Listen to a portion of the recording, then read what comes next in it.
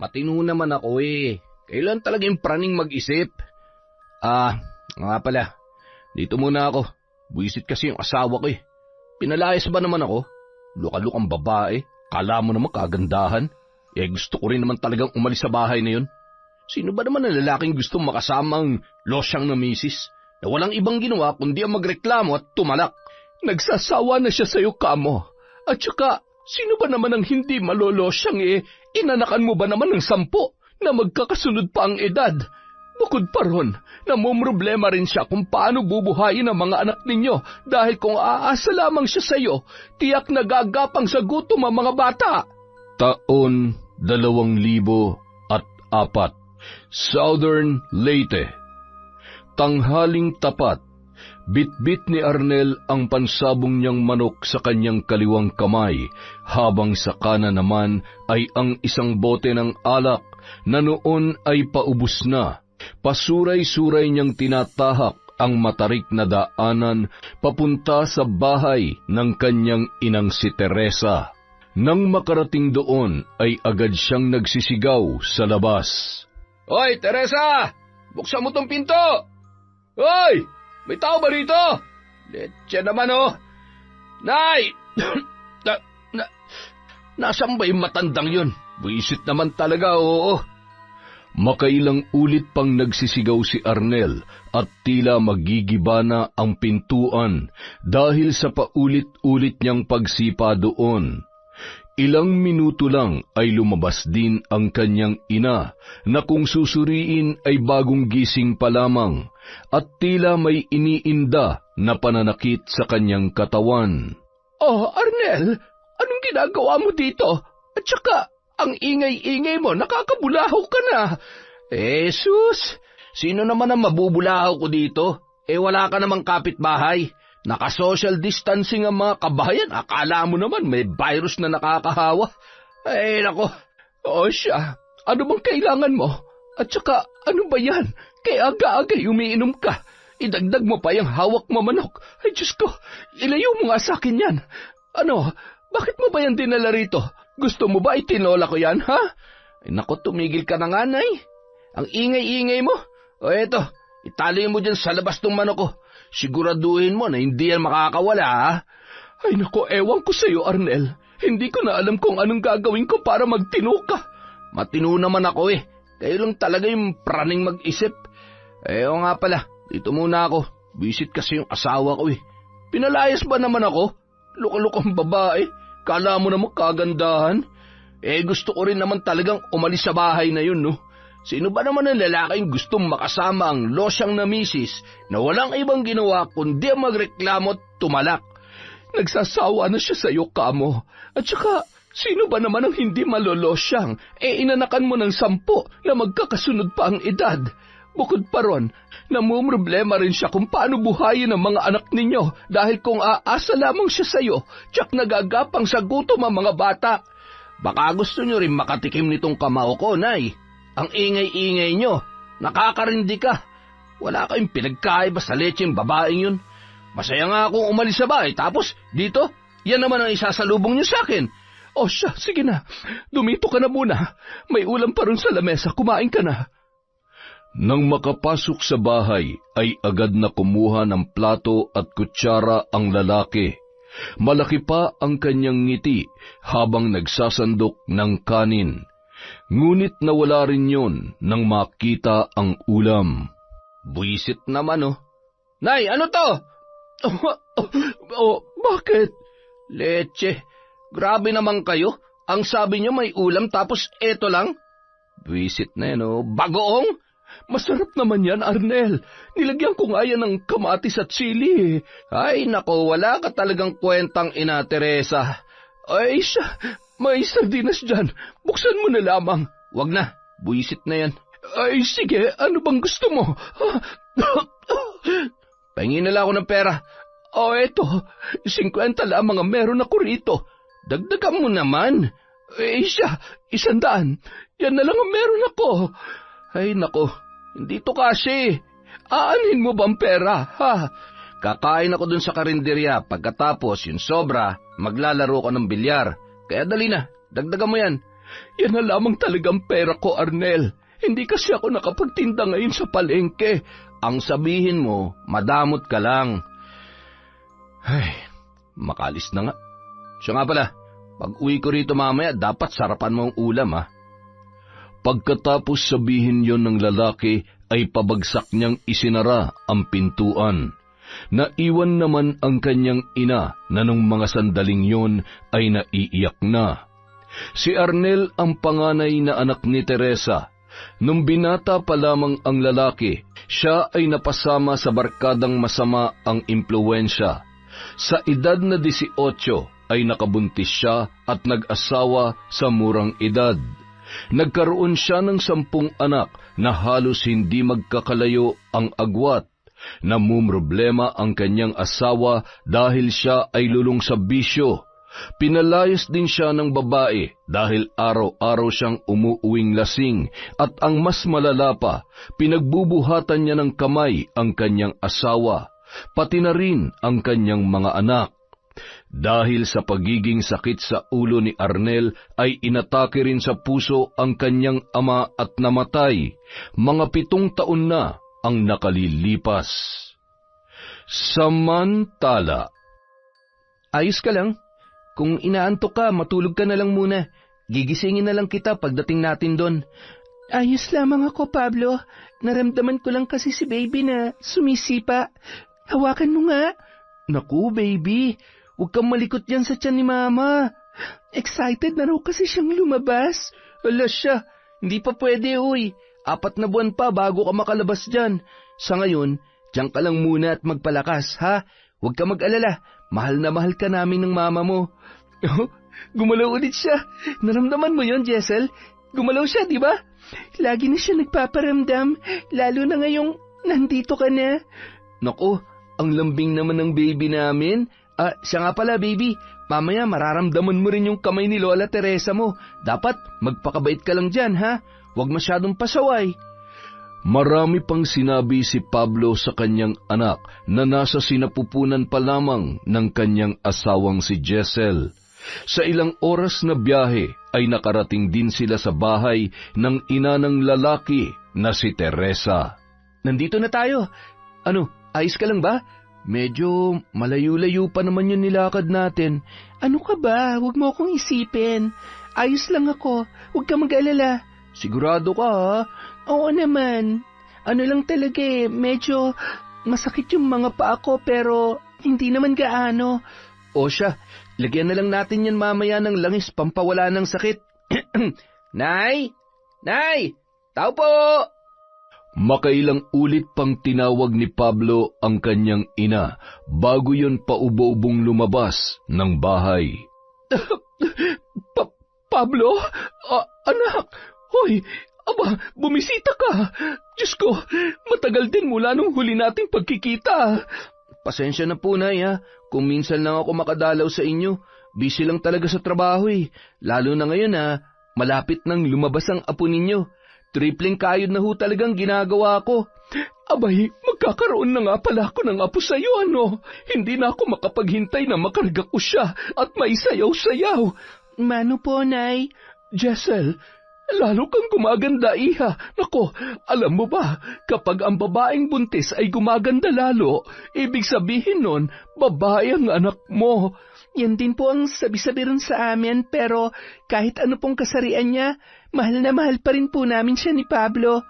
Tama yon, pero kung babae ang bata, dapat ang pangalan ay Pabla. Kung lalaki naman ay Pablo Jr.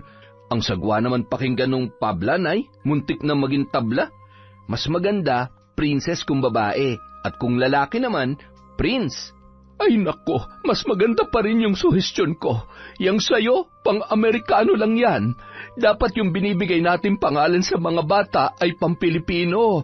Hindi ganyan na pang-ibang lahi. O siya, may naisip akong iba. Kung lalaki, Jello, at kung babae naman, Lucel. Galing ho yun sa pangalan naming dalawa ni Jessel. Maganda, di ba? Oo nga ayos din yan. Sabi ko sa inyo siya nga pala, Nay. Papasukin mo naman muna kami. Kasi pinapapak na ng lamok tong misis ko Ay, oo nga pala. Pasensya ka na, Jessel. Halika rito, pasok kayo. Pablo, yung mga gamit nyo, ilagay mo rin sa kwarto. Tutulungan na lamang kita mag-ayos ng mga yan mamaya. Doon na muna ako sa kusina. Ihahanda ko lang yung hapunan natin, ha? Tulungan ko na ho kayo, Nay. Sigurado ka ba? Pagod ka sa biyahe. Magpahinga ka na lang dyan. Ayos lang po ako. Huwag po kayo mag-aalala. Tumulong si Jessel kay Teresa sa kusina, habang si Pablo naman ay abala sa paglalagay ng mga gamit sa kanilang kwarto. Nang matapos sa kanya-kanyang mga gawain, masaya nilang pinagsaluhan ang hapunan. Nay, may sasabihin nga po pala ako sa inyo. Sige lang, ano ba yon? May hihingin sana akong pabor. Sana po, ayos lamang sa inyo. Ay naku, kahit ano pa yon, basta't makakaya ko, gagawin ko. Sabihin mo lang. Yung kontraktor kasi namin na may project dun sa Davao, mga 3 buwan din daw yun. Tapos kami naman mga labor at foreman, isasama niya daw kami dun. 3 buwan din daw ho bago kami makakauwi. Pero may posibilidad din daw naman na mas maaga pa, kung matatapos ka agad yung trabaho namin. Oo, tapos ano? Ano yung pabor na hihingin mo? Kayo po muna sanang bahala sa mag-ina ko habang wala ako. Huwag po kayo mag-alala, magpapadala po ako ng pera sa inyo kada kinsenas para may pambili kayo ng mga kakailanganin nyo dito sa bahay. Abay, yun lang naman pala eh. O siya, kahit dito na kayo tumira, basta makasama ko lamang kayo. Gustuhin man naming tumira dito kasama nyo, Nay, pero hindi po namin pwedeng basta iwanan yung bahay namin dun sa kabilang probinsya. Ay nako, ayos lang. Bibisitahin niyo naman ako palagi, di ba? Oo naman, Nay. Siya nga pala. Huwag niyo munang isipin yan. Ang importante, makakasama niyo ng 3 buwan na mag-ina ko. Hindi na kayo mag-iisa rito. Sa usaping mag-isa, may hindi pa pala ako nasasabi sa'yo. Ano po yun, Nay? Magsasalita na sana si Teresa, kaya lamang ay nabulabog sila dahil sa pabagsak na pagbukas ng pintuan. Pasuray-suray na naglakad papasok si Arnel habang hawak-hawak na naman ang bote ng alak at ang kanyang sigarilyo. Dumiretso ang lalaki sa kusina na parang walang nakikitang ibang tao. Nang mapansin na wala ng ulam at kanin, agad siyang nagwala at nagsisigaw. Teresa! Hoy! Nasaan ka ba, matanda ka, ha? Hindi ba't sinabihan na kita kanina na magluto ka ng masarap na ulam para sa akin? Ano to? Kahit kanin man lang wala. Buisit talagang buhay to, oo. Pasensya ka na. Akala ko kasi umuwi ka na sa inyo. Paano uwi? Leche yung mga tao ron. Ipapabarangay daw ba naman ako pag tumungtong pa ako dun sa bahay? Magtino ka na kasi. Parang awa mo na, Arnel. Huwag mo nga akong dinidiktahan, pal ka rin no? Parang sumusobra ka naman na, Kuya Arnel. Oh, Pablo! Diyan ka pala? Hindi kita napansin Pasensya na ha. Siya nga pala. Bakit nandito ka? Anong ginagawa mo rito, ha? Bakit? Bawal na ba ako dito, Kuya? Tsaka ikaw, anong ginagawa mo dito sa bahay ni Nanay? Nandito ka lang ba para maging sakit sa ulo? Kasi kung ganun, pwede ka nang umalis. Abay, hindi mo rin no? Tinatanong kita ng maayos tapos sasagutin mo ako ng pabalang? Baka gusto mo tirisin kita dyan. Lit-lit mo pa naman. O edi, ikaw nang malaki ang katawan. Yun ba yung pinagmamalaki mo, Kuya? Ha? Ano sabi mo? Ulitin mo nga. Ang sabi ko, malaki ang katawan mo. Pero napakabatugan mo naman. Abay, hinahamon mo talaga ako, ha? Susugurin na sana ni Arnel si Pablo, ngunit pumagit na si Teresa, na nung mga sandaling yun ay umiiyak na. Ano ba? Tumigil nga kayong dalawa. Dadalawa lamang kayong anak ko tapos hindi pa kayo magkasundo. Tumabi ka nga dyan, tanda. Ano? Takot ka ba masaktan yung paborito mong anak? Tumahimik ka, Arnel. Wala akong pinapaboran sa inyong dalawa. Jesus! Ang sabihin mo, takot ka lang masaktan yung pinakamamahal mong Pablito na yan. Ilang ulit ko bang sasabihin sa'yo na pareho lang ang turing ko sa inyo, walang lamangan, at higit sa lahat pareho ko kayong mahal. Puisit na pagmamahal yan. Ang kailangan ko ngayon, makakain. Dahil gutom na ako. Hindi pagmamahal, hindi nakakabusog yan. O siya, umupo ka na lang muna dyan. Magluluto lang ako saglit. Bilisan mo! Hinaan mo nga yung boses mo. Nagpapahinga pa naman ang asawa ni Pablo. Buntis yun. Bawal ma-stress. Pakialam ko. Huwag ka lang sana maging sakit sa ulo dito, kuya. Yun lang. Pagkatapos yun sabihin ni Pablo ay mabilis na siyang naglakad papunta sa kwarto kung saan mahimbing nang natutulog si Jessel. Ang sabi mo akong na yun? Huwag akong sakit sa ulo? Kung pitikin ko kaya ang itlog niya. Oh, ayan ka na naman. Ano ba? Pwede bang kumalma ka lang? Tsaka yung bibig mo, ayus-ayusin mo ang pagsasalita mo. Tumahimik ka nga dyan, tanda. Visit ka talaga eh. Ang ingay-ingay. Baka ay... Oo na, hindi na ako magsasalita. Kumalma ka, tumahimik ka lang dyan. Utos na naman. Siya nga pala, saan ako matutulog ngayon? Nandun sa kwarto yung paborito mong anak. Ako na una rito, tapos nagbida-bida na naman yung Pablo na yan. Asungot talaga sa buhay ko yung buwisit na yan eh. Doon ka na muna sa kwarto ko. Hayaan mo muna sila Pablo sa isang kwarto, lalo na't buntis si Jessel. Ayaw ko sa kwarto mo, no? Ang panghi kay Aaron. Ano mapanghi yung pinagsasasabi mo? Araw-araw ko naglilinis doon. Sige na. Tapos na ba yan, ha? Malapit na, saglit na lang. Upad mo naman talaga, Teresa. Marami pang pinagsasabi si Arnel, ngunit hindi na yon pinansin pa ng kanyang ina upang hindi na humaba ang kanilang usapan. Kinaumagahan, maagang gumising si Pablo para maghanap ng mga panggatong at mag-igib ng tubig, habang si Jessel naman tumulong sa kanyang biyanan sa paghahanda ng agahan. Nay, ayos lang po ba kung dito muna ako sa inyo ng mga ilang buwan? Aba, oo naman. Masaya nga ako lalo na't may makakausap na ako dito sa bahay. Salamat po talaga, Nay. Wala rin kasi akong kasama dun sa bahay kapag nagpunta na po sa Davao si Pablo. Mabuti nga at nandito ka para mabantayan kita at maalagaan. Yan din po ang rason kung bakit ako dinala rito ng anak ninyo. Siya nga po pala, ayos lang din ba kay Kuya Arnel na nandito ho kami? Ay nako, huwag mong pansinin yon. Sa ayaw at sa gusto niya, pamamahay ko pa rin to. Kaya ako pa rin ang masusunod. Naalimpungatan po kasi ako kagabi dahil sa pagtatalo ni na Pablo at Kuya Arnel. Ay nako, huwag mong pansinin yon. Mai-stress ka lamang sa kanya. Hindi naman po siguro. Nasaan na po pala si Kuya Arnel? Maagang umalis. Hindi ko alam kung saan na naman yun nagpupunta. Basta ang alam ko lang na wala yung 500 ko sa pitaka. Hala, nangupit po siya? Ay nako, ganoon na nga. Pero hayaan mo na. At saka, huwag mo sanang sabihin kay Pablo, ha? Para makaiwas din tayo sa gulo. Opo, Nay. Salamat naman. Tapos na ba yung niluluto mo? Malapit na po. Ay siya nga pala. Kailan bang alis ni Pablo?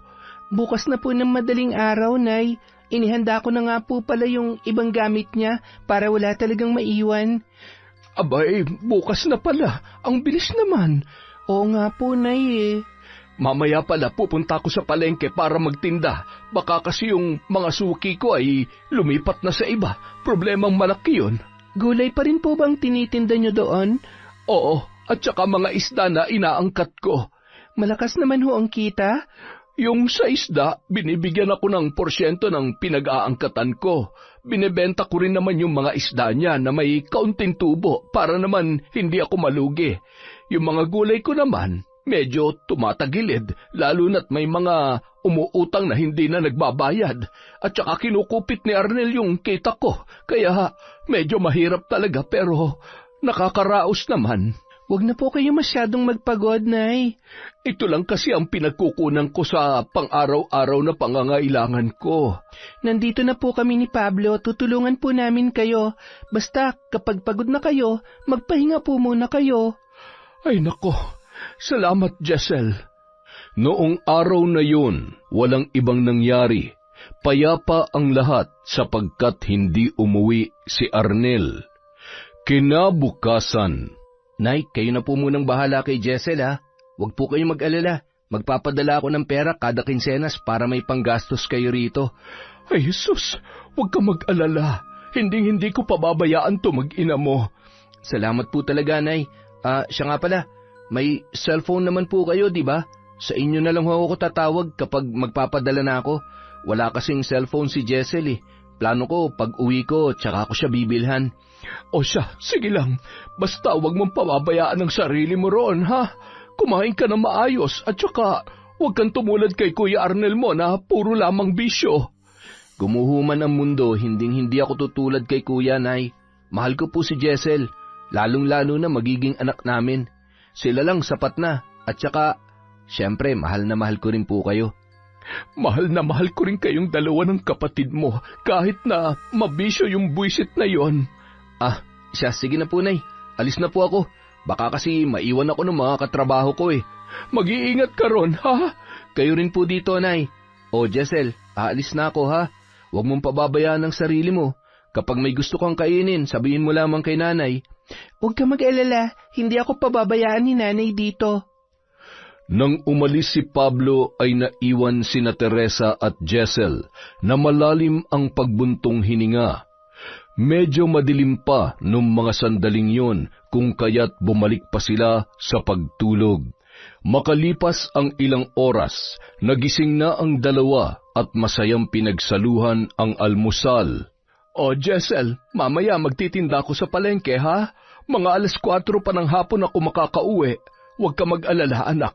Magluluto naman ako ng pananghalian mo bago ko umalis, para hindi ka na mapagod. Ay, ano po ba kayo? Kaya ko naman po magluto, ako na ho yun. Huwag niyo na akong alalahanin. Hayaan mo na ako. Minsan lang naman kayo nandito at saka binilin ka sa akin ni Pablo. Ay nako, salamat po, Nay, pero kaya ko po talaga. O siya, sige. Hindi na ako mamimilit. Salamat po. Siya nga po pala, pwede po ba akong sumama sa inyo sa palengke? Huwag po kayo mag-alala, magaling po ako magtinda at makipag-usap sa mga customer. Ay nako, maingay doon at saka magulo. Sanay po ako sa ganon, Nay. Alam niyo naman po yata na maaga pong namatay yung mga magulang namin. 2 lang po kami magkapatid at ang ikinabubuhay po namin ang pagtitinda ng nyog at mangga sa palengke. Nahinto nga lang yon nung makapag-asawa na kami ni ate at nagkaroon na ng kanya-kanyang buhay. Kaya wag po kayo mag-alala. Sanay na sanay po ako sa ingay at gulo. Carry ko po yon. Abay, sige. Sabi rin naman nila na swerte raw ang mga buntis, kaya madaling mauubos ang paninda natin mamaya dahil sa'yo, sigurado ako dyan. Sana nga po para makauwi tayo na maaga. Anong oras po pala tayo aalis, Nay? Mga 8:00, magsasaing lang ulit ako at magluluto ng ulam para mayroon tayong baunin na pananghalian. Pagkatapos sabihin yon ni Teresa, iniwanan niya na si Jessel sa kwarto na nung mga sandaling yon ay nagbibihis na. Pagsapit ng 8:00, agad na silang nagpunta sa palengke, kung saan marami-rami na rin ang mga taong namimili. Tinulungan ni Jessel sa paglilinis ng pwesto ang kanyang biyanan, at nang matapos ay inilatag na nila ang kanilang mga panindang gulay. Ikaw na munang magbantay dito, Jessel, ha? Kapag may bumili, tingnan mo na lang ang mga presyong nakasulat dyan sa notebook. Saan po kayo pupunta, Nay? Doon lang sa pinag-aangkatan ko ng mga isda. Titingnan ko kung meron pa ba silang mga sariwang isda na pwede pang ibenta. Basta, yon. Ikaw na munang bahala rito. Ayos lang ba sa'yo? Umupo ka muna dyan. May upuan naman. Sige lang po, Nay. Balik po kayo kaagad, ha? Tanging pagtangulang ang isinagot ng matanda bago iniwan si Jessel, na nung mga sandaling yon ay abala na sa pag-aasikaso sa ilang mga customer. Nang makabalik ang kanyang biyanan, may kasama yung binata na buhat-buhat ang 2 balde ng isda. Diyan mo na lamang ilagay, Bobong. Salamat. Jessel, bigyan mo nga ng 50 tong si Bobong. Opo, Nay. Boboy, eto. Bobong po, ate, hindi po Boboy. At saka, salamat po rito, ha. Sorry, nagkamali ako. Sorry, Boboy. Ay, Bobong pala. Ayos lang po yun. Matanong ko lang po, kaano-ano niyo po si Aling Teresa? Nanay siya ng asawa ko. Ikaw, kaano-ano mo siya? Pamangkin ka ba niya? At saka, ilang taon ka na? Kalma lang, ate. Dahan-dahan po, isa-isa lang, mahina ang kalaban. Pero dahil ikaw po nagtanong, sige, sasagutin ko lahat. Una, hindi kami magkaano-ano ni Aling Teresa. Pangalawa, rumaraket lang ako rito bilang utusan ng mga tindero-tindera. At saka, 17 taong gulang na po ako. 17 na nga lang. Ang lalim kasi ng 17 taong gulang eh. Kayo po ba? Ano pong pangalan nyo? Ilang taon na kayo? At bakit nyo lang kita nakita rito? Ang dami mo rin naman tanong. Dahan-dahan din. Mahina ang kalaban. Ay, pasensya na ate. Pero kahit paano, quits na tayo. Okay, sige. Ako si Jessel. Tawagin mo na lang akong Ate Jessel. 26 years old. At kung bakit ako nandito ay dahil nagbabakasyon ako kina Nanay Teresa. Kaya pala. Buntis po pala kayo? Ilang buwan na po yan? Ay, pasensya na po kung ang dami-dami kong tanong, Ate Jessel ha. 5 buwan na. Mag-6 na sa susunod na linggo. Nahilot na po ba yan? Ay, hindi. Ano bang tamang termino dun? Hilot naman, di ba? Basta yung parang minamasahe po ang tiyan para umayos ang posisyon ng bata sa sinapupunan ninyo. Hindi pa nga pero baka sa susunod na buwan. Yung lola ko po marunong manghilot. Kung magpapahilot po kayo, sa lola ko na lang po. Talaga? Sige, tatandaan ko yan. Opo, sabihan niyo lang po ako. Kahit na medyo may pagkabingi yung lola ko, magaling po yun. Dati kasi siyang kumadrona. Nung wala pa po siyang asawa, marunong ho siya magpaanak, maghilot, at marami pang iba. Aba, mabuti naman kung ganon. Kasi kung may mararamdaman akong pananakit, may kakilala na akong tao na pwede kong mapagtanungan at mahingan ng tulong. Ayos yan, ate. Ay, siya nga po pala. Lansones po, gusto nyo? Sa inyo na po ito. Sigurado ka? Opo naman ate, at saka dapat ang mga buntis kumakain ng mga prutas para malusog ang baby. Salamat Bobong ha, ang bait mo naman, ipagpatuloy mo lang yan. Sus, wala pong ano man yun ate. At saka bigay lang din naman po yan ng tindera ng lansones dun sa kabila suhol niya kumbaga.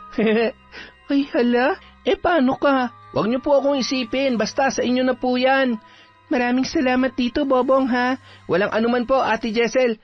Siya nga po pala. Maiwan ko na po kayo. Maghahanap lang ako ng mapagkakakitaan dyan sa tabi-tabi. Matapos sabihin yun ng binata, ay agad na siyang umalis. Iniwan niya na ang magbiyanan at abala naman si Jessel sa pagbabalat ng lansones. Binigyan niya rin si Teresa na tuwang-tuwa dahil tila maraming nagkakagustong customer kay Jessel. Naging swerte ang babae sa negosyo ni Teresa sapagkat sa mga sumunod na araw ay palaging ubos ang kanyang paninda at ang ilang mamimili ay nagpapabalik-balik pa. Naging matiwasay din ang takbo ng araw ng dalawa dahil sa hindi bumabalik si Arnel sa puder ng kanyang ina. Ngunit isang araw. Ayos ka lang ba, Jessel? Opo, Nay. Bakit niyo po natanong? Malayo-layo na rin kasi yung nilakad natin at saka masyadong tirikang daan. Baka pagod ka na. Pwede naman tayo magpahinga muna sandali. Ayos lang ho ako, Nay. Huwag po kayo mag-alala. Magsasabi rin ako kaagad sa inyo kapag may nararamdaman akong pananakit o pagod. Pasensya ka na kung ang layo ng bahay natin sa babaan. Bihira lang kasi ang pumapasok na sasakyan dito dahil nga sa sobrang pangit ng daanan. Hindi naman natin masisisi ang mga driver, Nay. Lalo na't likas talaga na ganito yung daan dito sa lugar ninyo. Hindi na nagsalita pa si Teresa. Bagkus ay tahimik lamang nilang tinahak ang daan pauwi. Nay? Oh, bakit? Bakit bukas yung pintuan? Hindi ba kinandado niyo yon bago tayo umalis? Aba, oo nga ano. Pagkatapos sabihin yon ni Teresa, ay nagmamadali siyang pumasok ng bahay.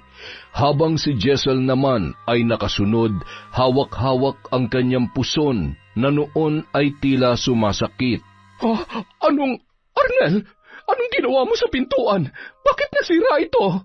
Agad na napalingon si Jessel kay Teresa na nung mga sandaling yon ay pabalik-balik ang tingin sa pintuan na nasira at kay Arnel na kampanteng nakaupo sa upuan habang tinutungga ang bote ng alak. Arnel, magsasalita ka ba o hindi? Kitang-kita naman na nasira yan, nagtatanong pa. Bobo lang? Sagutin mo ko na maayos. Ano ba? Di sasagutin. Huwag ka nga high blood dyan. Una, nasira yan dahil sinira ko. Pangalawa, Pangit naman yung pintuan mo kaya palitan mo na. Pangatlo, kung nanghihinayang ka, edi ayusin mo. Tutal, kasalanan mo rin naman kung bakit nasira yan. Bakit? Dahil kinandado mong buwisit ka. Kung hindi ko sinira, edi hindi ako nakapasok. Sa katunayan nga, sa bintana sana ako dadaan, kaso baka mahirapan pa ako. Tsaka, yung pintuan na lang ang pinagdiskitaan ko, lalo na't kasinrupok ng buto mo sa katawan yung pintuan na yan. Arnel naman, parang awa mo na bumalik ka na sa katinuan. Dami mong dada. Kung hampasin kaya kita dyan, makikita mo kung ano hinahanap mo, Teresa. Ang akin lang naman, bakit hindi mo kami hinintay? Ba't ko kayo hintayin? Mauubos na lang ako ng mga lamok dyan sa labas, tapos yung mga leche niyong pagmumuka, hindi pa dumarating. Sana naman nag-iisip ka, Arnel. Ano na lang ang ipampapaayos ko dyan, ha? Hirap na nga tayo sa pera, tapos dinadagdagan mo pa. Di humingi ka sa paborito mong anak. May trabaho naman yung mokong na yun, di ba? Tumigil ka na. Huwag mong idamay ang kapatid mo sa mga kabulastugan mo rito, Arnel. Di wag. Sinasabi ko na nga kung paano mapapaayos yan. Ayusin mo yung pintuan. Bago dumilim bukas, dapat maayos na ulit yan. Inuutusan mo talaga ako? Kung ingud-ngud ko kaya ang pagmumukha mo. Baka nakakalimutan mo na ina mo ko. No, mga yun. Paki ko ba, ha? Kahit santo ka pa, wala akong pakialam sa'yo. Hindi na sumagot pa si Teresa sa sinabing yon ng kanyang anak. Bagkus ay itinuon niya na lamang ang atensyon kay Jessel, na noon ay tila may iniindang sakit habang hawak-hawak ang kanyang puson. Jessel, ano masakit sa iyo? Medyo masakit lang po tong puson ko, Nay, pero huwag po kayo mag-alala. Mawawala rin po ito mamaya. Sigurado ka? Halika, sasamahan kita sa kwarto mo. Ilang hakbang pa lang ay napahinto na ang dalawa nang magsalita si Arnel. Psst! Hoy! Ako po ba, Kuya Arnel? Oo, ikaw nga. Ipagluto mo nga ako nun na mapupulutan ko rito. Dali na, bilisan mo. Arnel, ano ka ba? Wala ka na ba talagang hiya, ha? Bakit? Anong problema? Bawal ba ako mag-utos sa hipag ko? Anong silbi niyan dito kung hindi rin na makikilos? Huwag mong pansinin yan, Jessel. Tara na, kailangan mo makapagpahinga. Oy, teka nga. Bingi ka ba? Sabing ipagluto mo ako ng pulutan Tatahimik ka ba o hindi? Bakit ba nakikialam ka, Nay? Ako na magluluto. Basta tumahimik ka lang dyan. Sige na nga. Sinabi mo Dali na. Bilisan mo dyan, ha? Huwag kang kukupad-kupad. Napabuntong hininga na lamang si Teresa habang hinahatid si Jessel sa kwarto. Pagkatapos ay ipinagluto ang kanyang anak na nung mga sandaling yun ay walang tigil sa pagmumura dahil sa pinapanood noong bakbakan na palabas sa TV. Samantala, sa kwarto naman ay abala sa paglalagay ng langis si Jessel sa kanyang buong katawan, lalo na sa bandang tiyan na noon ay nilalamig. Pasensya na kung ang ingay ng tiyuhin mo, baby, ha? Lasing kasi siya Huwag na lang nating pansinin, lalo na bawal tayong ma-stress. Basta, paglaki mo, dapat magmana ka kay papa mo, ha? Masipag, mapagmahal, mabait, at responsable. Namiss ko tuloy si Papa Pablo mo. Ikaw, namiss mo rin ba siya? Huwag ka mag-alala, makakasama rin natin siya. Sa ngayon, kailangan niyo muna magtrabaho sa malayo para may pambili tayo ng diaper at gatas mo paglabas. Kumapit ka lang dyan at magpakabait ka kay Mama, ha? Habang wala dito si Papa. Habang nakangiti siyang kinakausap ang sanggol sa kanyang sinapupunan, na marahang hinahaplos ang kanyang tiyan. Kinaumagahan, biglang nagising si Jessel dahil sa malakas na sigawan. Nagmamadali siyang bumangon at nagtungo sa kung saan nagmumula ang ingay. Ano na naman ang gagawin mo dyan, Arnel? Akin na yan! Ibalik mo yan sa akin, parang awa mo na! Maliit lang naman to, Nay. Sige na, akin na lang. Tsaka magtitinda naman kay mamaya, di ba? Anong maliit? 2,000? Kita namin yan ni Jessel sa loob ng 3 araw. Mahirap kitain yan, Arnel. 3 araw lang naman pala Sisiw lang sa inyo yun. May pagkain naman kayo dyan. Puhunan ko yan sa gulay. Sa ginagawa mo, malulugi kami yan Ano na lang ang kakainin mo kung ganon, ha? Ibalik mo na sa akin yan. Alam kong gagastusin mo lang yan sa mga walang kwentang bagay. Pwede ba wag mo nga akong sigawan, Teresa? Hindi na ako bata para sigaw-sigawan mo pa. Ibigay mo na sa akin yan. Akin na yung pitaka ko, ano ba? Akong taya sa inuman namin mamaya ng mga kumpare ko. Nakakahiya naman sa kanila kung wala akong ilalabas na pera. Kaya sa ayaw sa gusto mo, akin na to. Pagkatapos yon sabihin ni Arnel ay mabilis siyang lumabas sa kwarto ng kanyang ina. Binangga niya pa si Jessel na muntik ng ikatumba ng babae. Mabuti na lamang ay nahawakan siya kaagad ng kanyang biyanan. Ayos ka lang? Dito ka lang muna, Jessel. Hahabulin ko lang si Arnel. Sige lang po, huwag niyo po akong alalahanin. Nagmamadaling sinundan ni Teresa ang kanyang anak na noon ay medyo malayo-layo na. Arnel, sandali lang! Tumigil ka! Bumalik ka rito! Ano ba? Ang ingay-ingay mo? Akin na yan! Ibigay mo sa akin yan! Yoko nga! Kunin mo kung makakaya mo. Itinaas pa ni Arnel ang kanyang kamay habang hawak-hawak ang pitaka. Pilit naman yung inaabot ng kanyang ina. Ngunit ilang minuto lamang ang lumipas ay tila nakaramdam ng pagod ang babae, kung kaya't tumigil na sa kanyang ginagawa. Pinagtawanan pa siya ng kanyang anak na kanyang ikinainsulto. Kaya naman sinampal niya yon ng malakas. Anak ng teteng naman, oh. Talagang pagdadamutan mo ako, Teresa? Ang liit-liit lang nito, masyadong pinapalaki yung problema mo. Malapit na maubos ang pasensya ko sa iyo, Arnel. Suko na ako. Hindi ka na ba talaga magbabago? Hindi na. Yung pagbabago na yun, wala namang kwenta yan eh. Bukod doon, hindi lahat ng mababait napupunta sa langit. Kaya ako, ipagpapatuloy ko na lang ang ginagawa ko. Total sa impyerno rin lang naman ang punta nating lahat eh. Dito palang nararanasan na natin yan, Teresa. Napakasama mo talaga. Sus, tumahimik ka na nga dyan. Hindi mo ba talaga ibabalik sa akin yan? Hindi, kaya tabi. Sabing tabi. Malakas na itinulak ni Arnel ang kanyang ina, na noon ay bumagsak sa lupa na maraming maliliit na bato. Ang hindi niya alam, sinundan pala sila ni Jessel pagkuway nilapitan noon ang biyanan at pinagpagan.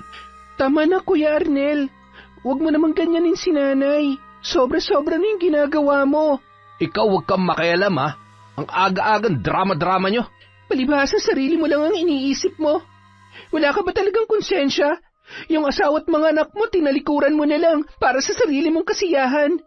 Kuya Arnel, hindi ka na bata para sabihin pa sa'yo kung anong tama at mali. Alam mo ba, ang laki-laki ng katawan mo pero yung utak mo kasing liit ng langgam. Gumawa ka naman ng paraan para tumugma yung kilos mo sa edad mo. Hindi yung ganyan na para kang bata. Anong sabi mo? Tumahimik ka nga dyan. Malakas na tinulak ni Arnel si Jessel, dahilan ng pagkatumba ng babae. Arnel, anong ginawa mo? Hindi mo ba nakita? Tatanga-tanga. Pakailamero eh. Pwede ba patahimikin mo yung buwisit na yan?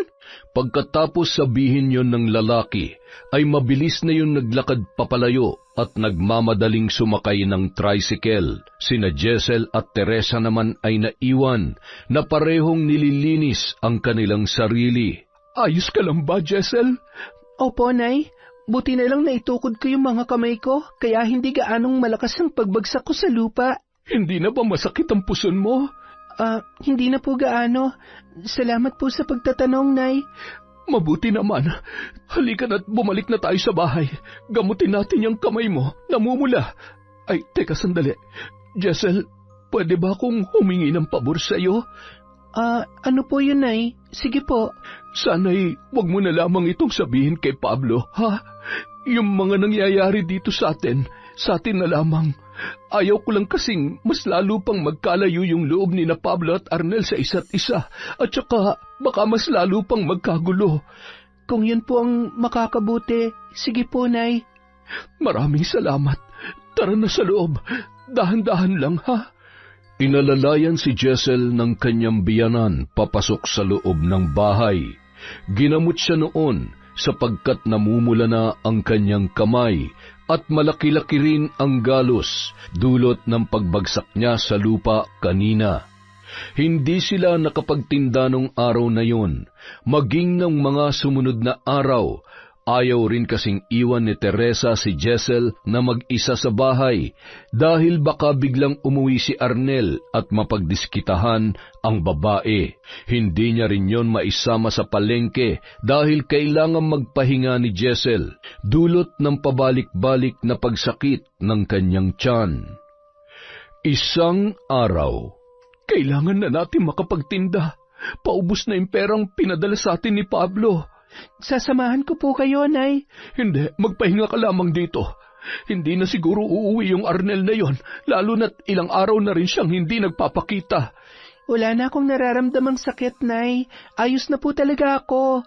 Kaya sige na po, sasamahan ko na po kayo. Ay, sige na nga. O siya, magbihis ka na roon. Maghahanda lamang ako ng babaunin natin para sa pananghalian. Nang matapos silang makapaghanda, ay agad din silang nagtungo sa palengke. Naglinis lang sila saglit sa pwesto at nagtinda na. Hi po, Ate Jessel. Uy, B-boy, bagong gupit ah. Bobong po. Joke lang. Napansin niyo po pala yung buhok ko. Ano, gwapo po ba?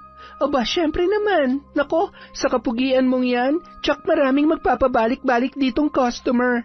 May pagkabulera ka rin, ate, no? Ay, siya nga pala, mangga po, oh.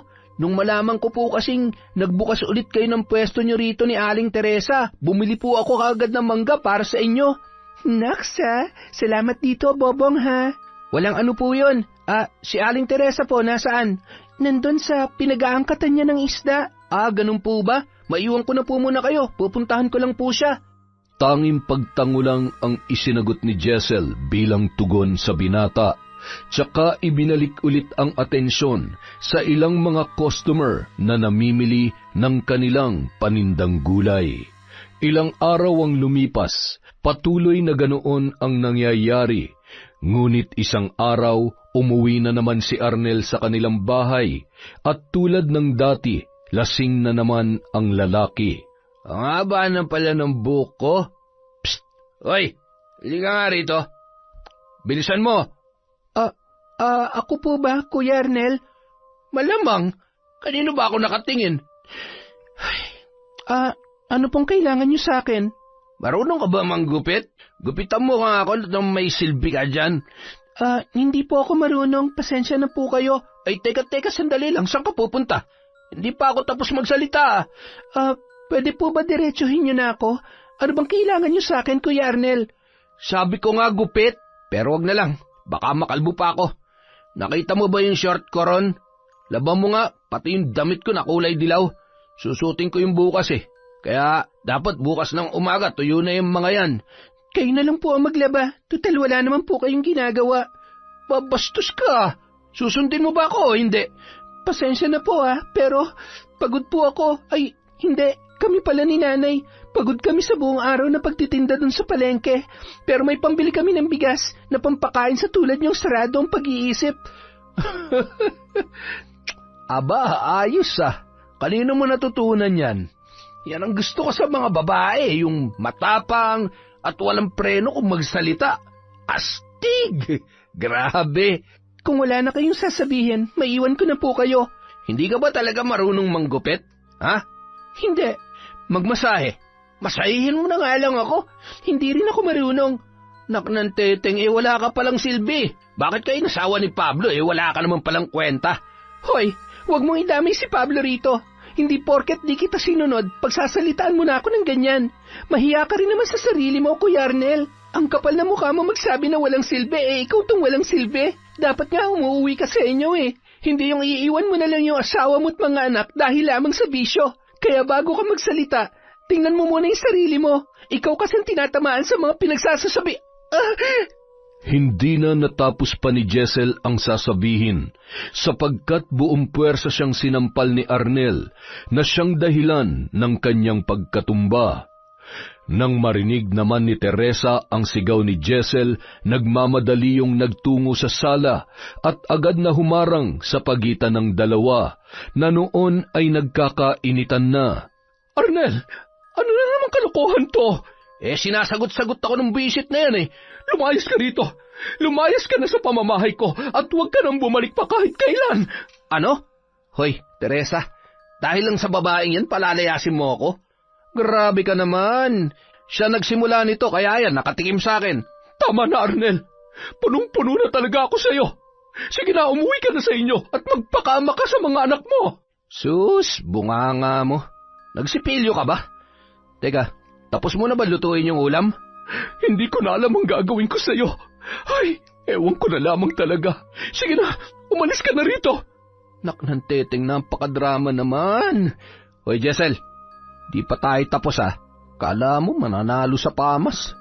Pagkatapos sabihin yun ni Arnel ay nagtungo na siya sa kusina. Naiwan naman sa sala ang dalawa. Ayos ka lang ba, Jessel? Ayos lang po, Nay. Parang humihilab lang po ang tiyan ko. 2 beses ka nang natumba. Huwag po kayo mag-alala. Pinoprotektahan ko po ang baby namin. Hindi ko po hayaang maapektuhan siya. Kapag may inutos sa'yo si Arnel, sabihan mo lang ako kaagad para ako nang gagawa. At saka, kung may masabi man siyang nakakasakit sa'yo, huwag mo na lamang pansinin para iwas tayo sa gulo.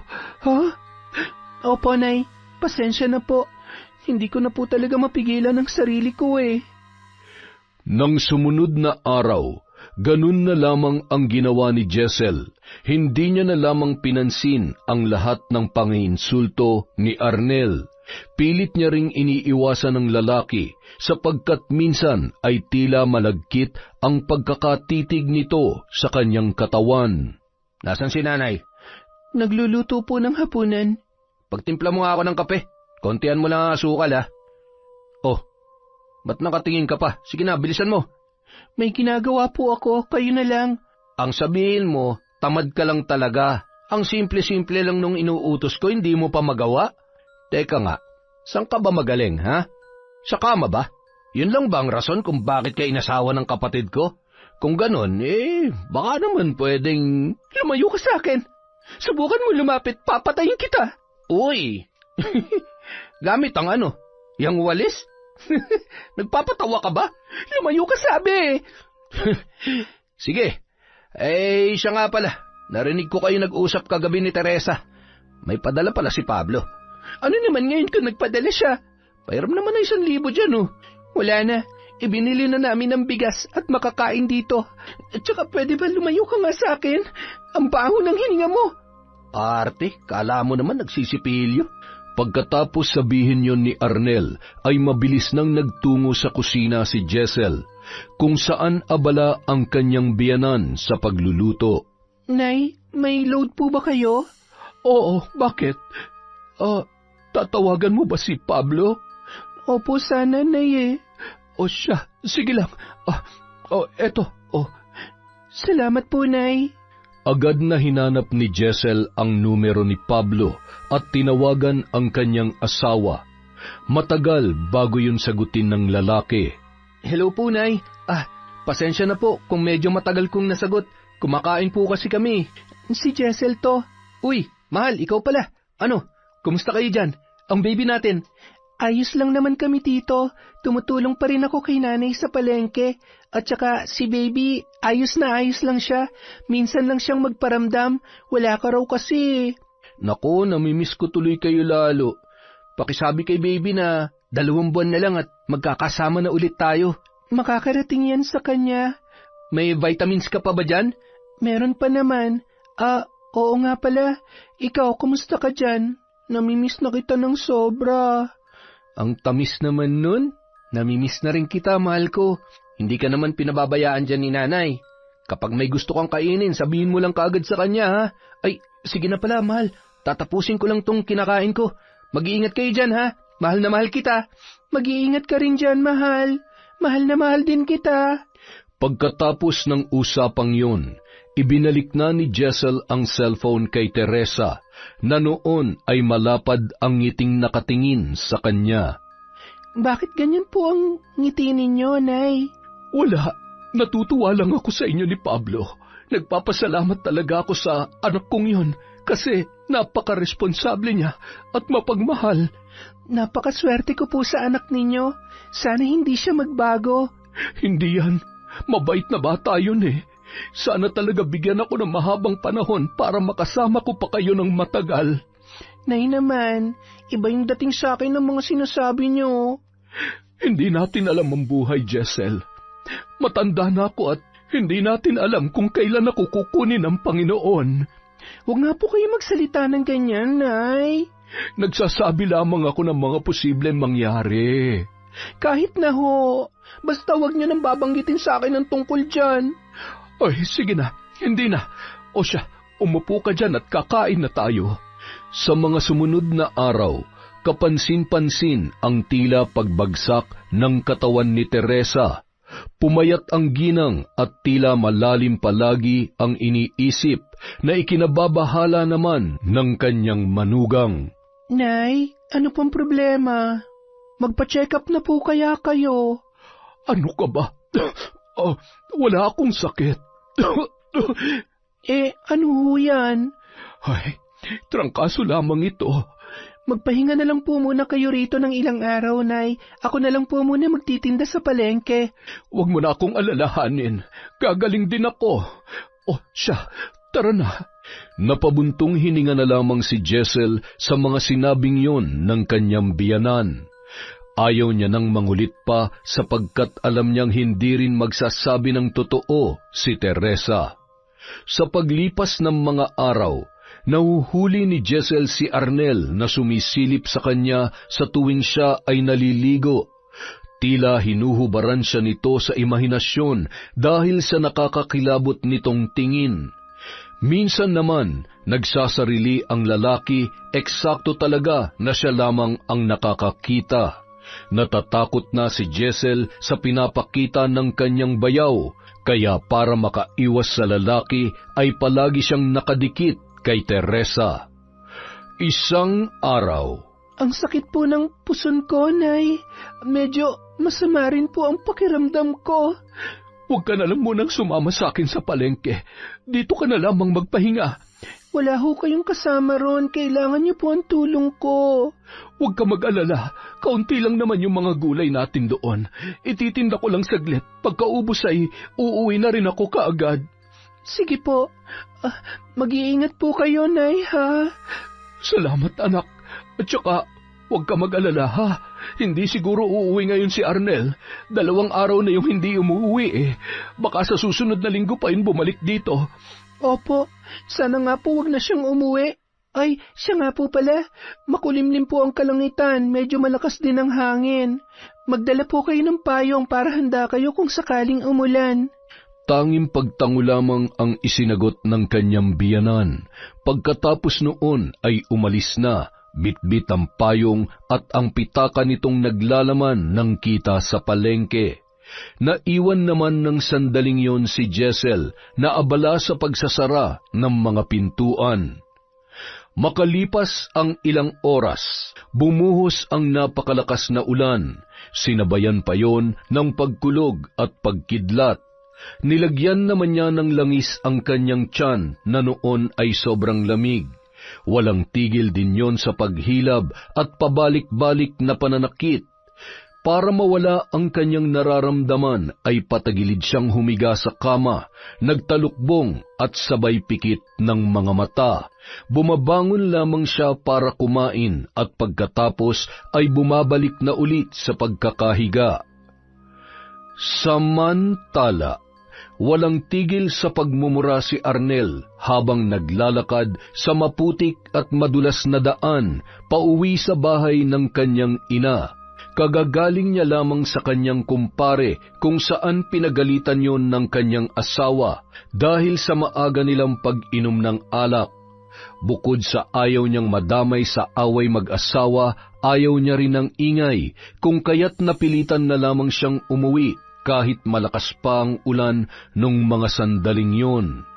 Nilakad lamang ni Arnel ang malayong kalsada sapagkat wala na ring perang pamasahe para sa tricycle. Hindi naman siya pinapasakay ng ilang driver sapagkat maraming beses na siyang hindi nagbabayad. Nang makarating siya sa bahay, mabilis niyang pinihit ang seradurang bagong bili ng kanyang ina. Ipinagawa kasing muli ang pintuan nila nung masira yon ni Arnel. Ay, buwisit! Hoy! Buksan nyo nga itong pinto! Teresa, nandiyan ka ba? Hoy! Buksan nyo sa amin to eh! Paulit-ulit siyang sumisigaw sa labas ng bahay, ngunit dahil sa lakas ng ulan, hindi yun naririnig ng tao sa loob. Pilit niya mang sirain ang pinto ay hindi niya magawa dahil bagong gawa lamang yun, at tila nagmula pa sa matibay na materyales. Ang ginawa na lamang ng lalaki ay pumunta sa likod bahay at sumilip sa bintana ng 2 kwarto. Sinimulan niyang tanggalin ang jalousie, ngunit nahirapan siya dahil nakasarado yon. Kung kaya't agad siyang lumipat sa kabilang bintana kung saan nakabukas lamang. Tanging tuwalya lang ang nakatakip para hindi tuluyang makita ang nasa loob. Mabilis niyang tinanggal isa-isa ang mga natirang jalousie at nang matapos ay agad siyang sumampa at pumasok sa loob. Iginala niya ang kanyang paningin at agad na nakita si Jessel na noon ay kitang-kita ang makikinis na binti dahil sa tila maikli nitong bestida. Kapansin-pansin din ang malaki nitong hinaharap na ikinangisi ng lalaki. Agad siyang umupo sa kama at sinimulang haplusin ang binti ng babae. Itinaas niya rin ang suot na bestida ni Jessel na ikinagising nito. Ha? Anong ginagawa mo rito? Lumayo ka sa akin! Shh! Alam mo ba, malamig ang panahon ngayon. Sarap makipagbuno, kaya huwag ka nang maarte. Ano? Nababaliw ka na ba talaga, Kuya Arnel? Baliw na baliw ako sa'yo nung una pa nang kita makita. Dali na, huwag ka nang pakipot. Bitiwan mo ako! Huwag mo ako hawakan! Lumayo ka sa akin! Ano ba? Ang arte mo naman. Pwisit na yan. Alam mo bang mas malaki ako kaysa kay Pablo? Bukod pa ron, mas magaling ako sa kanya. Tingnan mo nga ang hina-hina ng asawa mo. Isa pa lang ang magiging anak nyo, samantalang ako 10 na. Hindi kasi magaling yung asawa mo. Kaya kung ako sa'yo, sa akin ka na lang. Sigurado ko na magkakaroon ka ng 100 anak. Huwag! Parang awa mo na, bitiwan mo ako! Aray! Ang sakit! Lumayo ka sa akin! Kung hindi ka patitigil sa kagagalaw, itatali kita rito. Huwag ka nang magpumiglas pa. Paliligayahin naman kita eh. Kadiri ka! Tulong! Tulungan niyo ako! Tulong! Walang makakarinig sa'yo kaya tumahimik ka na lang. Walang tigil sa kasisigaw si Jessel habang umiiyak. Hindi niya alam ang mararamdaman nung mga sandaling yon, sapagkat mas lalong sumakit ang kanyang tiyan nang pumaibabaw sa kanya si Arnel, na tila sinasaniban ng sandamakmak na demonyo. Kahit anong gawing pagpupumiglas ng babae, ay wala pa rin siyang laban kay Arnel dahil hamak na mas malakas yon sa kanya.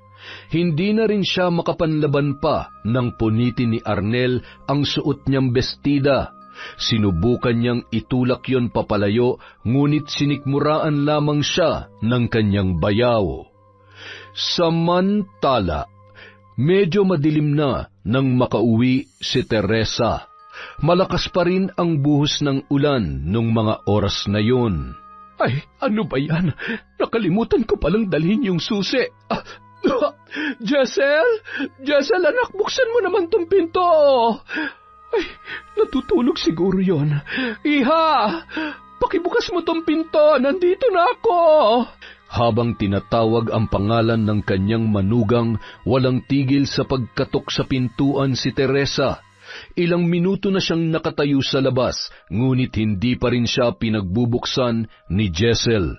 Ang ginawa niya na lamang ay nagtungo sa likod bahay kung saan may bintana sa kwarto ng babae. Diyos ko, ano to? Arnel, anong ginagawa mo? Nay, tulungan niyo ako, Nay! Mabilis na sumampa si Teresa sa bintana at pumasok sa loob ng kwarto.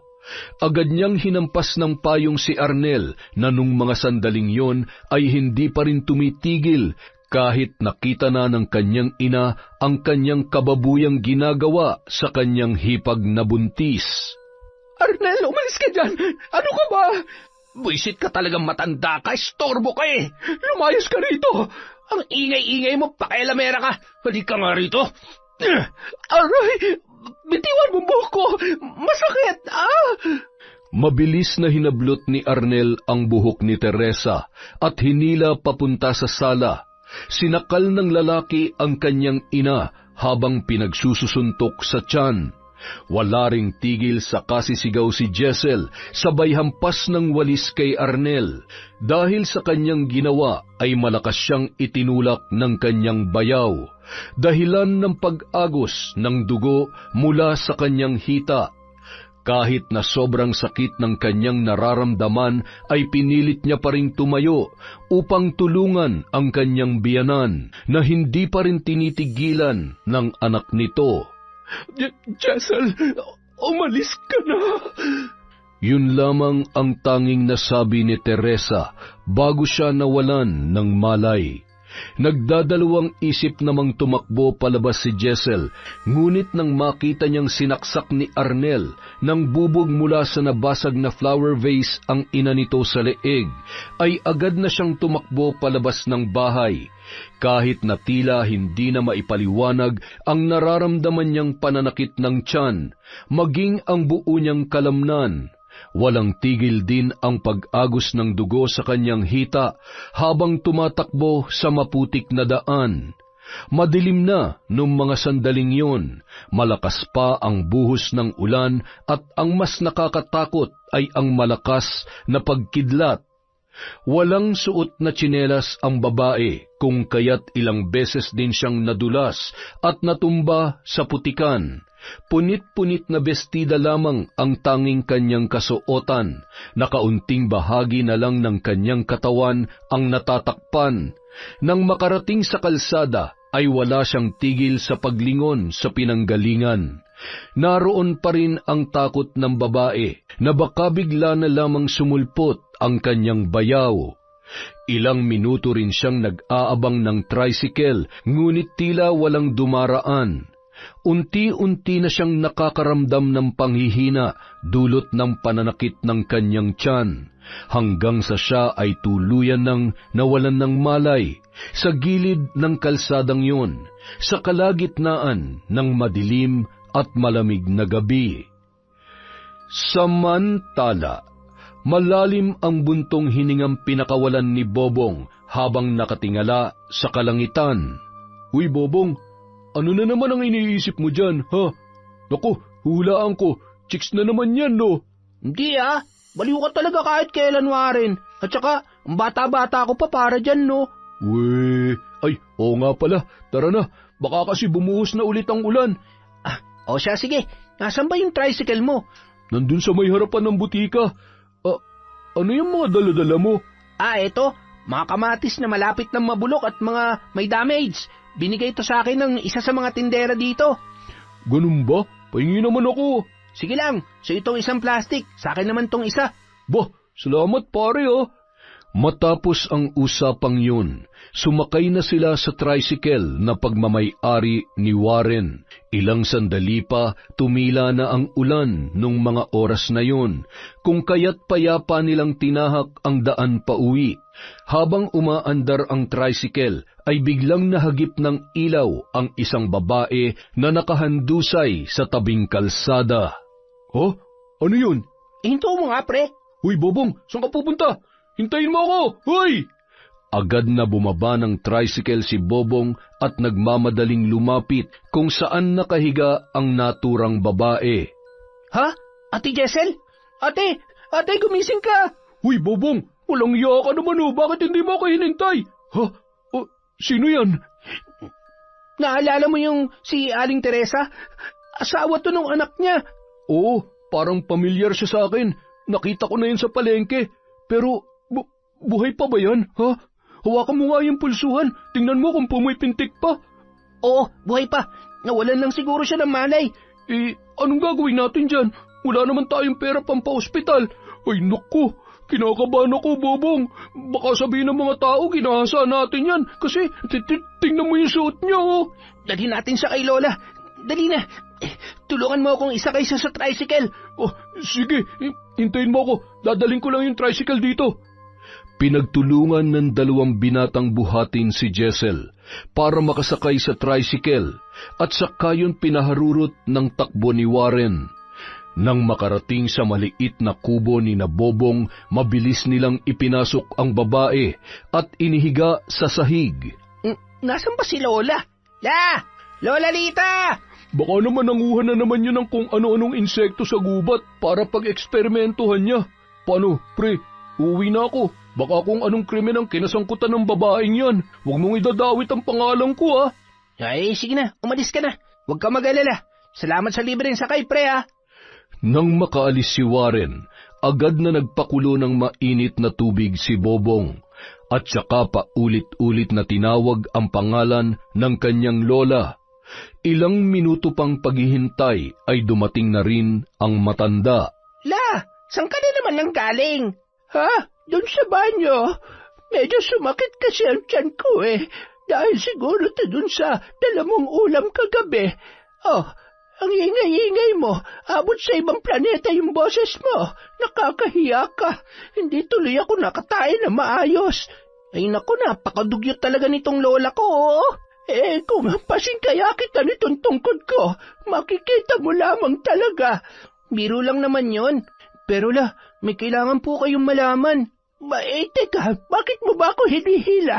Sandali, bakit parang may mantsa ng dugo yan damit mo, ha? Lola, tingnan nyo. Ha?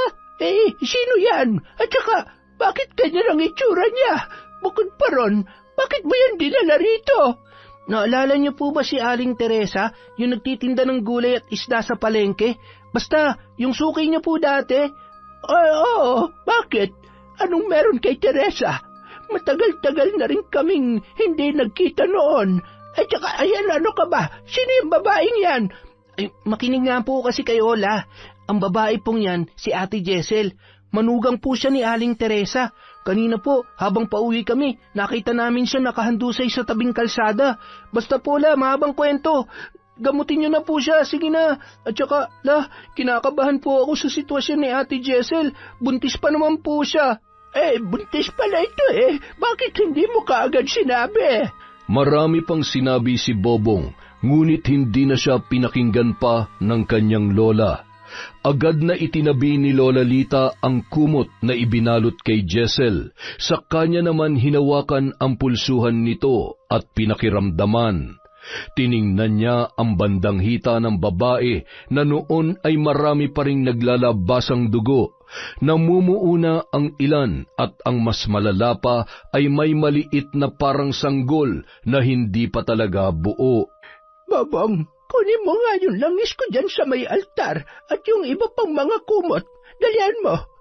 Nakuna ng babaeng ito. Kailangan ko siyang hilutin para mailabas ang natira. Ha? Wala na po yung baby, Lola? Oo, Diyos ko. Paano ba kasi siya? Ay, naku. Sige na, bilisan mo na yung inuutos ko. Inayos ng matanda ang pagkakahiga ni Jessel. Itinaas niya rin kaunti ang ulo nito at saka nilinis ang katawan. Gamit ang maligamgam na tubig, hinilot niya ang babae hanggang sa lumabas ang mga natitira pang dugo sa kaloob-looban nito. Nilagyan niya rin ng mainit na dahon ng bayabas ang tiyan ni Jessel para higupin ang nararamdamang sakit. Ang mga dugo naman sa kumot maging ang sanggol ay ibinalot ng matanda sa malinis na tela, saka yun dinasalan. Kinabukasan, tanghaling tapat na nang magising si Jessel. Pagmulat ng kanyang mga mata, agad niyang iginala ang paningin sa buong paligid. Napahawak din siya sa kanyang noo nang mapansin ang mga dahon ng bayabas na nakapatong doon. Nagulat at napaluha naman siya nang hawakan niya ang kanyang tiyan na lumiit na ang pagkakaumbok at lumambot na rin yun. Ang anak ko! Nasaan ang anak ko? Iha, mabuti at gising ka na. Kumalma ka muna. Eto, inumin mo ito. Hindi ko kailangan yan. Lumayo ka sa akin. Nasaan ang anak ko? Kumalma ka lamang, iha. Hindi makakabuti sa iyo ang pagwawala. Alam kong masakit, pero kailangan mong tanggapin na wala na siya. Hindi maaari. Ayoko. Ibalik niyo siya sa akin para maawa niyo na. Huwag kang mag-alala. Nandyan lamang siya. Sa ngayon, inumin mo muna ito. Kung tatanungin mo kung anong tawag dito, tinatawag namin itong tsaang gubat. Ginagamit bilang panlinis ng matres at gamot sa pananakit ng tiyan. Ibigay niyo sa akin ang anak ko. Nako, huwag ka munang tumayo, iha. Hindi niyo ba ako naririnig? Akin na sabi ang anak ko. Dahil sa sigaw ni Jessel ay agad na kumilos ang matanda. Ibinigay niya ang tela kung saan nakabalot ang anak nito na hindi pa lubusang buo. Walang tigil sa paghagulhol si Jessel nang makita at hawakan ang nasabing tela. Dinamayan naman siya ni Lita na maiyak-iyak na rin dahil sa sitwasyon ng babae. Kailangan na natin siyang ilibing mamaya, kasi kung hindi, baka magkaroon na siya ng amoy.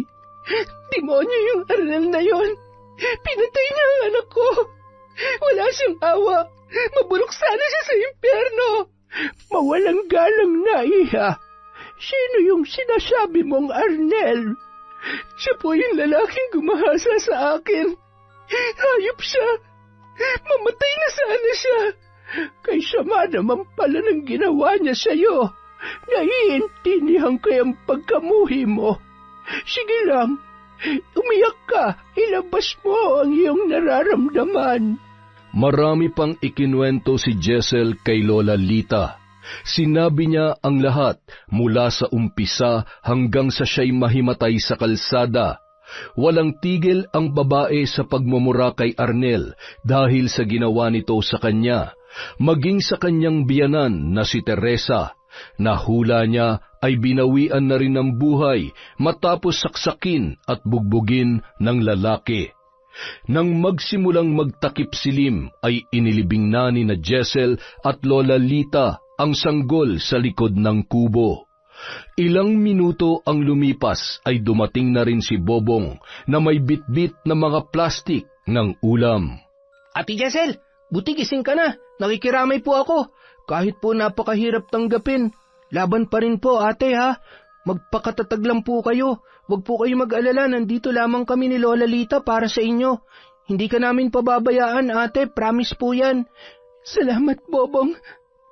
Siya nga pala, Lola Lita, may tanong lang po ako. Sige lang, Jessel. Ano ba yon? Bakit ang dami pong mga garapon dito sa inyo? Ano po yung mga laman na yan? Insekto po ba yan?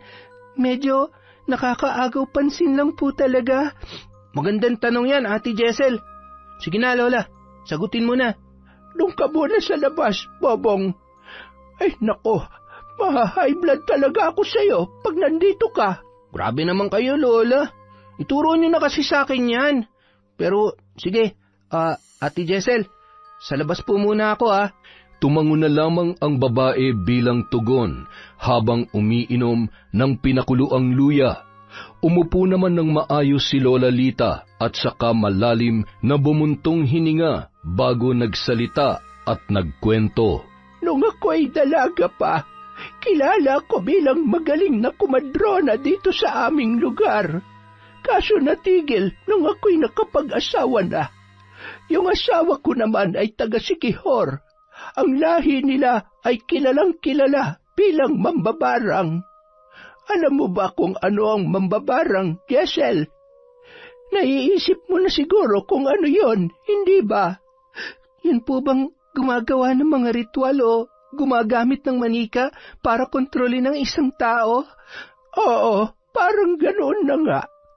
Yung asawa kong si Henner ay mahilig mangolekta ng iba't ibang mga insekto para gamitin sa pambabarang. Marami kasi siyang kliyente noon na nagpapatulong sa kanya. Kaya ayun, nag-iipon siya ng mga ganito. Tinuruan niya rin ako kung paano ang pambabarang.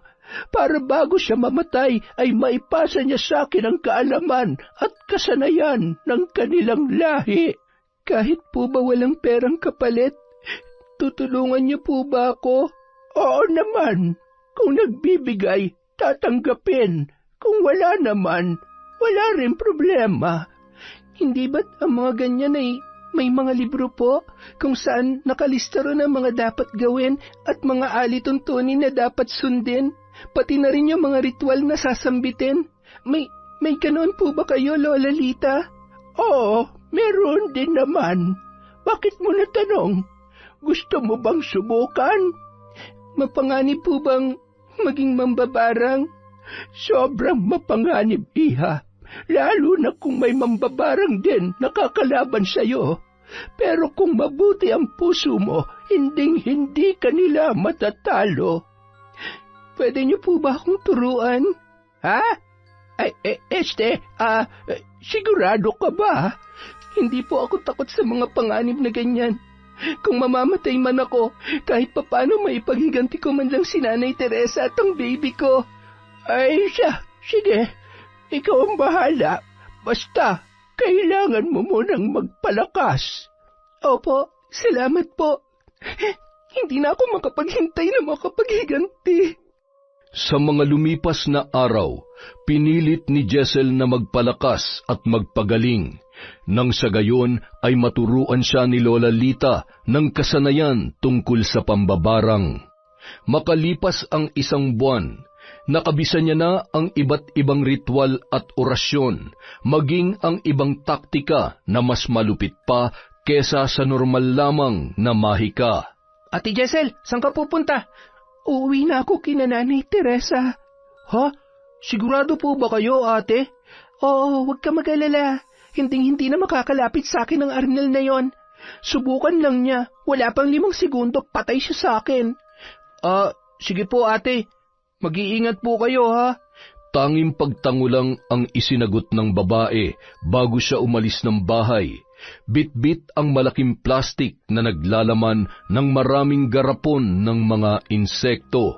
Nang siya ay nasa kalsada na, agad siyang sumakay ng tricycle at bumaba lamang sa gilid kung saan may maliit na daan papasok sa lugar ni Nanay Teresa. Nang makarating sa bahay, biglang bumalik sa kanyang isipan ang mapait na dinanas sa kanyang bayaw. Kahit na medyo nanginginig ang mga kamay, ay lakas loob na pinihit ni Jessel ang seradura ng pintuan. Hindi yun nakalak kung kaya't nakapasok siya sa loob. Ang linis Grabe din ang hayop na yon. Wala talagang iniwang ebidensya. Utak kriminal talaga. Sabi pa niya habang sinusuyod ang kabuuan ng bahay. Pumasok siya sa kanyang kwarto at hinanap ang cellphone na pagmamay-ari ng kanyang biyanan. Nakita niya lamang yon sa drawer kung kaya't agad-agad niya yung ibinulsa. Pumunta naman siya sa sala kung saan nakapatong sa malaking cabinet ang picture frame ni Arnel. Agad niya yung kinuha at malakas na ibinato sa sahig, dahilan ng pagkabasag noon at pagtilapon ng ilang bubog. Dahan-dahang inilabas ni Jessel ang mga garapong dala, saka yun sinimulang buksan. Ibinuhos niya sa litrato ni Arnel ang 3 garapon ng dugo ng manok, kasabay ang pagbulong niya ng orasyon. Pinakawalan niya rin ang mga linta na mabilis na sinipsip ang dugo, maging ang litrato ng lalaki, na noon ay nagsimula ng mapunit. Sunod naman niyang pinakawalan ang maliliit na alupihan, itim na langgam at maging ang mga bulate sa lupa. Wala siyang tigil sa pagriritual habang nakatingin sa pagmumuka ng lalaki na noon ay unti-unti nang nalulusaw. Lumabas siya ng bahay at pinakawalan ang 12 ng bubuyog, langaw at lamok. Bago niya buksan ang garapong pinaglalagyan noon, binulungan niya pa ang mga insekto ng kung anong Latin na salita, saka humalakhak na pinakawalan ang mga yon. Makalipas ang ilang sandali, maluha-luha niyang tinawagan ang kanyang asawa at ibinalita ang mga nangyari.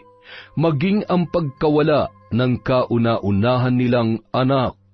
Samantala, nakapatong ang mga paa ni Arnel sa lamesa habang tinutungga ang isang bote ng alak. Sa loob ng 1 buwan ay hindi mawala sa kanyang isipan ang pangambang anumang oras ay maaari siyang makulong. Nang gabing kanyang sinaksak sa leeg ang kanyang ina, ay sinubukan niya pang habulin si Jessel, ngunit hindi niya yon naabutan. Sa takot na mahuli ng mga pulis, ay inilagay niya sa loob ng sako si Teresa, saka yun inilibing sa likod bahay, sa bahaging masukal at puro damo. Siniguro niya ring hindi yun makikita ni numan. Nilinis niya rin ang buong bahay upang walang makitang ebidensya laban sa kanya. Umalis siya roon at umuwi sa kanyang asawa at mga anak na walang kaalam-alam sa kanyang ginawang krimen. Inom na naman? Diyos ko naman, Arnel. Nakukuha mo pa talagang uminom, ha? Wala na nga tayo makain eh. Ano ba? Nakikinig ka ba sa akin? Ay, ano ka ba naman, Sanya? Di maghanap ka. Huwag mo ako idamay sa init ng ulo mo. Kaya aga-aga nakakabwisit ka eh. Mamatay ka na sana, para wala na kaming sakit sa ulo. Ano sabi mo? Ha? Puro problema lang ang binibigay mo sa akin. Sana mawala ka na lang. Sana hindi ka na bumalik. Sana hindi na lang ikaw ang naging... Ha? Hindi na naituloy pa ng babae ang kanyang sasabihin nang makita niyang biglang bumula ang bibig ni Arnel. Kasunod noon ang pagputi ng mga mata nito na naging pula rin kalaunan. At ilang minuto pa ay sumirit doon ang masaganang dugo. Mula sa ilalim ng lamesa, gumagapang sa katawan ng lalaki ang maraming linta. Lumalabas din yon mula sa bibig nito. Sa labas naman ng bahay ay tila nagmamarcha ang maraming langgam papasok doon. Tulungan mo ako, Sanya! Sambit ni Arnel sa kanyang asawa. Hindi siya pinakinggan noon, bagkus ay iniwan na lamang siyang mag-isa. Nagmamadaling tumakbo palabas ang babae kasama ang mga anak nila na walang tigil sa pag-iyak dahil sa nakakakilabot na nasaksihan. Ilang minuto ang lumipas ay pumasok sa bahay ang maraming bubuyog, maging ang mga lamok na nakamamatay. Dinumog ng mga insektong yon ang katawan ni Arnel, na ng mga sandaling yon ay nalalapnos na at nabibitak na ang balat. Lumalabas sa kanyang katawan ang kulay berdeng likido na may halong mga alupihan. Ilang oras din pagka-rescue sa kanya ng mga taga-barangay, dinala siya sa ospital. Patuloy pa rin sa paglabas ng bula sa kanyang bibig hanggang sa siya'y bawian na ng buhay. Wala pang 1 araw, ngunit inuuod na ang kanyang katawan. Unti-unti na yung nabubulok at kinakain ng mga bulate. Nakonsensya naman ang asawa ni Arnel sa mga pinagsasabi niya sa lalaki. Ngunit nang malaman niya kay Pablo ang kasamaang ginawa nito kina Jessel at Teresa, halos araw-araw niyang kinasuklaman ang asawa. Sa mga lumipas na araw, naging matiwasay na ang buhay ng pamilya ng lalaki. Samantala, tulala ka na naman, mahal. 5 buwan na mula nung mamatay ang anak natin at si nanay. Pero hanggang ngayon, binabangungot pa rin ako ng mga pangyayaring yon, Pablo. Hindi lang ikaw ang nawalan. Ako rin, Jessel. Hanggang ngayon, sinisisi ko pa rin ang sarili ko sa mga nangyari. Kung hindi lang ako umalis, di sana naprotektahan ko pa kayo. Nangyari na yon. Huwag na lang nating alalahanin pa. 3 buwan na sana yung anak natin ngayon. Kung hindi lang siya kinuha ng maaga sa atin, pero siguro may rason ng Diyos kung bakit nangyari sa atin to. Masakit man pero kailangan nating tanggapin at kailangan nating magpatuloy sa buhay. Basta lagi mong tatandaan, mahal na mahal kita. Hindi kita iiwan kahit ano pang pagsubok ang dumating sa atin. Makalipas ang 5 buwan, mula nang mangyari ang insidenteng nakamarka na sa puso at isipan ni na Jessel at Pablo, Masakit man ang ala-alang naranasan nila, ngunit patuloy pa rin silang bumabangon para sa kinabukasan na naghihintay. Nakita nila ang bangkay ni Teresa sa tulong ng mga otoridad. Inilipat nila yon sa sementeryo at binigyan ng payapang libing. Makalipas lamang ang 1 linggo, ay bumalik na sila sa kanilang probinsya kung saan sila mismo nakatira. Nandoon pa rin ang puot at pighati na kanilang nararamdaman. Ngunit sa mga nagdaang araw ay unti-unti na nila yung pinakakawalan. Magmula nung araw na yon ay namuhay na sila ng tahimik at mapayapa. Yon! Isa na naman pong malupit na kwento mula sa ating channel. Maraming salamat po, una pa lang, sa inyong walang sawang pagsuporta. Dahil dyan, meron tayong shout-out. Simulan po natin sa mga taga Bulacan from Kim Seika. Hi po kay Jayan Avis, kay Chris Alcantara, kay Chloe Abalos, kay Vicky Yabut. Hi kay Cecil Vlog, kay Clive Dubalan, kay Rosemary Casonete, kay Ami Viray. Hi din po kay Babes Medel. Hello kay Sydney Crosswind, kay Noemi Garcia Pabunan, kay Tessie Reyes. Hi po kay Belen Malbas, kay Manisan Mamot Mapadtaya. Hello po kay Noriel Pascual, kay Emelita from Taguig. Hi kay Red 925. At hello din po kay Chander de Guzman, kay Shauma TV, kay Edgardo Fontanilla, kay Caroline Doong. Hi din po kay Jerilyn Byron, kay Pinky Ko, kay Aubrey, Sabrina, Nicole, Ricardo, from Leila, Indoy. Shout out din po kay Teresa Barcelona, kay Elizabeth Dungka, kay Rosie Inocencio. Hi kay Mary Jane Constantino, kay Lady Dam, kay Natalie Manalang, kay Kel E. Rodis. Hi din po kay Regan Machico, kay May Talurong, kay Alejandro Bolante, kay Mayan Collantes, kay Candida de Balucos, kay Beth Mercado, kay Vivian Baterbonia. Hi din po kay Leonora Consensino, kay Emma Dumato, kay Shirley Villanueva and sa Villanueva family. Hi din po kay Mercy Grace Sioting. Hi kay Margie Banosong, kay Jima Pendon, kay Marisa Villanueva, sa Grefaldia Ledesma Imperial at Transporto family from Maria Grace Grefaldia. Hi po kay Triple 1989. Hi kay Chloe Abalos, kay Jerilyn Byron, kay Nympha Esteban.